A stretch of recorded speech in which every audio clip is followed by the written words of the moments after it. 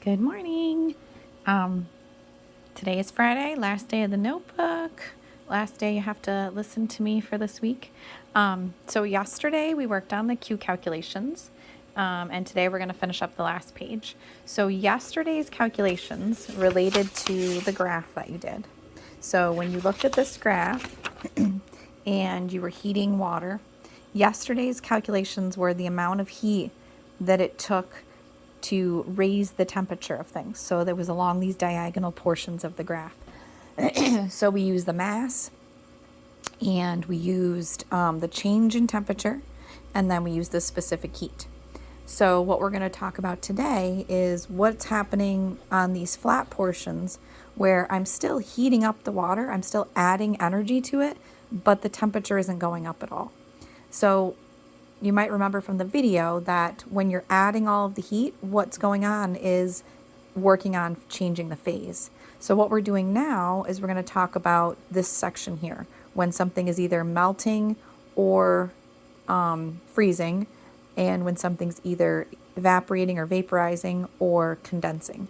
So all that energy that's being added is just working toward breaking apart the bonds and going into the phase change. It doesn't have any change in kinetic energy. So this is all potential energy happening here because there's no change in temperature.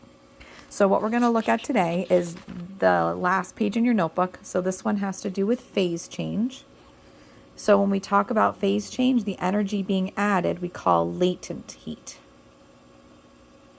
And if something is latent, it means it's kind of like it's there, but it's not really doing anything. So that's kind of the idea. It's like we're adding heat, but it's just going toward the phase change. We're not seeing any kind of change in temperature. And so this is for the flat portions of the graph.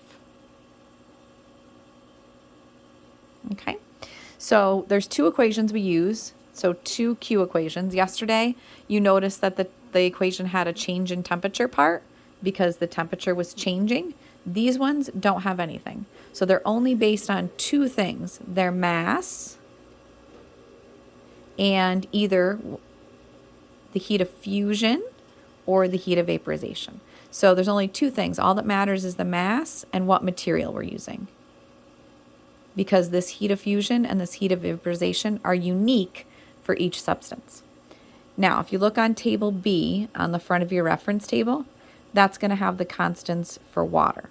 So the heat of fusion for water, so the amount of energy that it takes to get 1 gram to change from a solid to a liquid, is 334 joules per gram. The heat of fusion, or vaporization, is 2,260 joules per gram. So it takes a lot more energy per gram to get something to vaporize than it does to get it to melt. And if you think about that, there's a much bigger difference between what the particles are doing. So between a solid and a liquid, they go from vibrating to sliding past each other. But to go from a liquid to up to a gas, we need them to be farther apart, moving around, lots of energy. So it takes a lot more energy per gram. Okay, so Q is still corresponding to our heat. And typically, like yesterday in joules, our M is standing for mass. This is our heat of fusion. Sometimes it's called solidification or crystallization. And so this is the amount of energy to change solid to a liquid or liquid back down to a solid. It's just one quantity. Doesn't matter whether we're going up the heating curve or down the cooling curve. And then HV is our heat of vaporization, and that's the amount of energy to change liquid to gas or gas back down to liquid. And again, this one's going to be much bigger than this one because it takes a lot more energy to change to a vapor than it does to just change to a liquid. Okay, so the calculations are going to be similar like yesterday. Very simple. You're just going to plug the numbers in. The only thing that makes these difficult is when they don't tell you, when they ask you a question, whether you're going to use this one, or even the one that we did yesterday. So you have to be clever enough to read the question. If there's a change in temperature, then you're going to do the equation from yesterday. If it's talking about freezing, you're going to use this one. If it's talking about vaporizing, it's going to be this one. All right, so how many joules of energy are required to make 100 grams of ice at 0 degrees melt. So notice that there's no temperature change. So you're not going to be able to use the equation yesterday where we had the delta T because there isn't any temperature change. Okay, so we know that it's going to be one of these two at the top.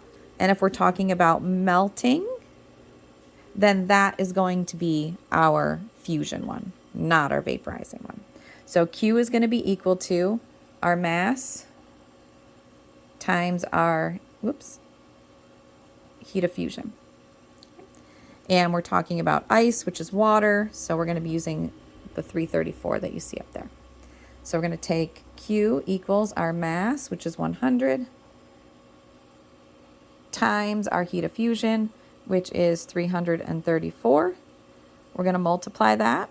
We're going to get 33,400 joules. And then if I look at significant figures, this one unfortunately only has 1. This one has 3. So my answer can only have 1. So 30,000 joules will be my answer. Okay.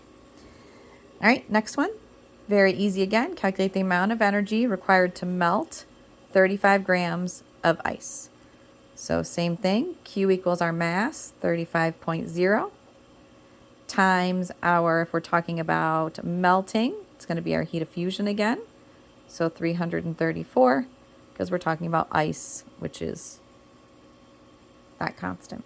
So we just multiply those. We get 11,690. I have 3 significant figures in each one, so I can only have 3 in my answer. So 11,700 joules.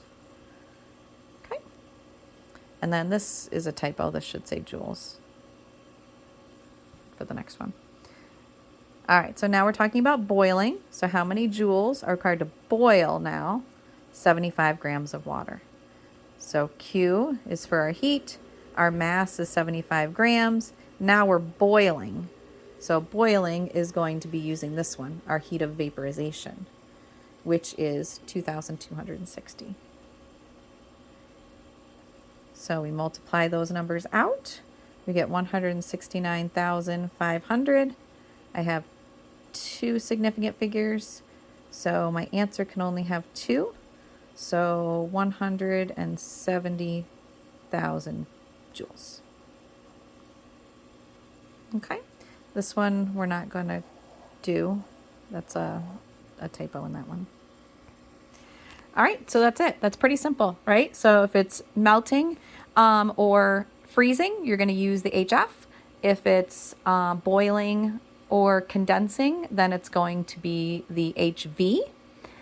So the only thing, I just wanted to do one more down here at the bottom. So just to compare, if you're thinking like, well, how is this different than yesterday? Or how do I keep the 2 straight? I just wanted to do one more of the ones from yesterday, so you had the 2 to compare. So remember, these ones are the flat portion of the graph where there isn't any temperature change. They're talking about boiling or melting at its freezing point or its boiling point. The bottom one now, this is what we did yesterday.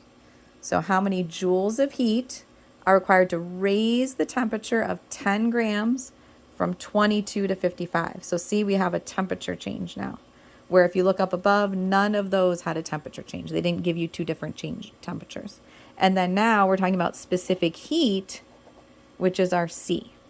Okay, so now I would do Q equals MC delta T. So the heat is equal to the mass, 10.0, times the specific heat, 0.903, and then our change in temperature, 55 minus 22, 33.0. We multiply those all out. We get 297.99. And we've got 3 significant figures in each one. So 298 joules. Okay, so just so that you have the 2 on the same page. So this is not something new. This is what we did yesterday. This is the new stuff today. These ones are when there's a temperature change, those diagonal portions of the graph when the kinetic energy is changing. And these ones are the no temperature change those are when the phase is changing on those flat plateaus on the heating curve that you talked about earlier in the week. These ones down here, temperature change, kinetic energy change. These ones, no kinetic energy change, because temperature and kinetic energy go together. Okay? All right, so you guys have a quizzes to do for homework.